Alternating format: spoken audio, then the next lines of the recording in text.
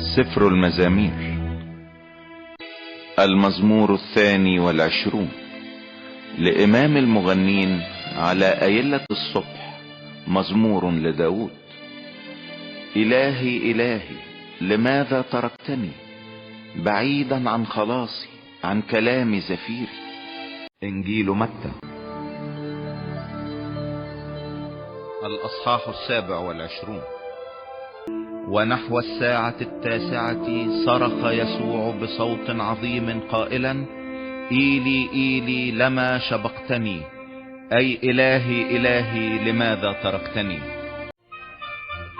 إنجيل مرقس الأصحاح 15.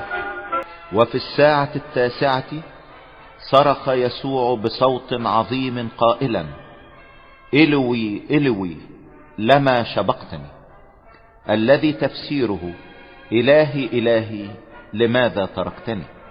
Looking at Psalm 22 to see why Jesus is quoting it in the midst of being crucified on the cross. Now, in Hebrew, which I don't have listed, the two listings on the right are actually both Aramaic. In the Hebrew, it would read Eli Eli lama azavtani. Azavtani, okay? Here we see in Aramaic, it's actually a different verb. It's sabachtani. So here let's look at two targums of the Hebrew Bible. A targum is just an Aramaic translation of the Hebrew Bible that was used in antiquity. Now, I say two because people sometimes don't think of the Pshito translation that Christians use as a targum, but it likely was translated by Jews prior to Christianity or around the time. We're not exactly sure when the Pshito Old Testament would have been translated from Hebrew, but it is an Aramaic translation from Hebrew and thought to have been done by the Jewish community. And so that qualifies it as another targum, even though it might not be used by Jewish communities today, or it fell out of use when it became popularized through the same dialect, also producing the New Testament. So Psalm 22 in the Syriac Pshito reads, Elo Elo lemono shvachthon. You'll notice I didn't pronounce the I's on the end, and it's a tradition in Syriac not to pronounce the first person suffixed I sound, okay? So in other words, the my or me that you see on the ends of these words, it just indicates the first person. That is to say, my God or me, why have you left me? It could have, at the time, been read Elohi Elohi lemono shvachthoni, but we do know that at a certain point in time, it was no longer pronounced. Looking at the Jewish Targum to the Psalms, we see something similar. Eli Eli mitulma shvachton. So matul and the letter L, lamed, they both mean for or because. In the case of matul, we might say because of what, right? So the second verse, it's just using a because of what instead of why, but effectively it means the same thing. So you can see from the two uses here that the verb being used is shvachton, is shvachtoni, or just shabak as the root. And that means to leave something. And it's a really interesting verb because it can mean something like forgiveness, shupkono, or it can mean leaving something. And when we leave it, sometimes it feels forsaken. And I think that might be one of the keys to the verse is being left or being left out, let's say, may make one feel like that person is abandoned, but at the same time, it could be being spared or left for preservation, right? And that's not entirely indicated by this verb. Again, it can mean forgiveness. How does it mean forgiveness? Well, if you leave the matter aside, it means it's left aside. It's abandoned. It's put over there. It's not something I'm going to dwell on. So now let's go ahead and read Psalm 22.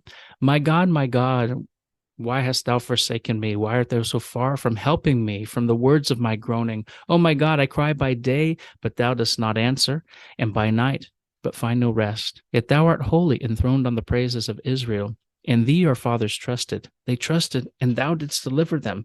To thee they cried, and were saved. In thee they trusted, and were not disappointed. But I am a worm and no man, scorned by men and despised by the people. All who see me mock at me. They make mouths at me. They wag their heads. He committed his cause to the Lord. Let him deliver him. Let him rescue him, for he delights in him. Yet thou art he who took me from the womb. Thou didst keep me safe upon my mother's breasts.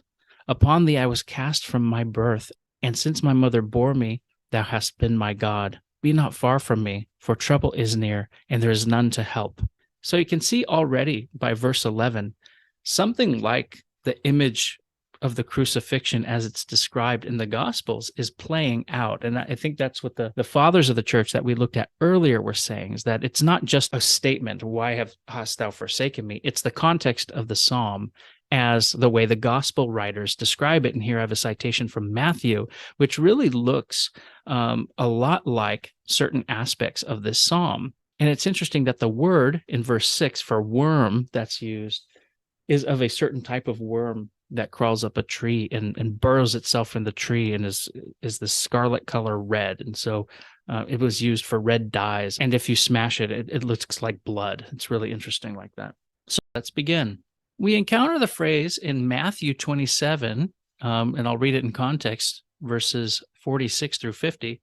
And about the 9th hour, Jesus cried with a loud voice. And I'm going to say this as most of us read it in English. Eli Eli, lama sabachtani, and I've included the Greek just past it. That is, my God, why hast thou forsaken me? And some of the bystanders hearing it said, this man is calling Elijah. And one of them at once ran and took a sponge, filled it with vinegar, and put it on a reed, and gave it to him to drink. But the other said, wait, let us see whether Elijah will come to save him. And Jesus cried again with a loud voice and yielded up his spirit.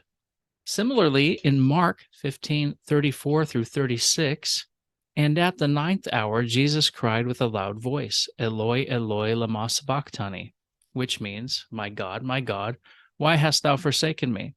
And some of the bystanders hearing it said, behold, he is calling Elijah. And one ran and, filling a sponge full of vinegar, put it on a reed and gave it to him to drink, saying, wait, let us see whether Elijah will come to take him down. So what's the meaning of the phrase? Why did Jesus say this phrase? Is it a feeling about being abandoned by God?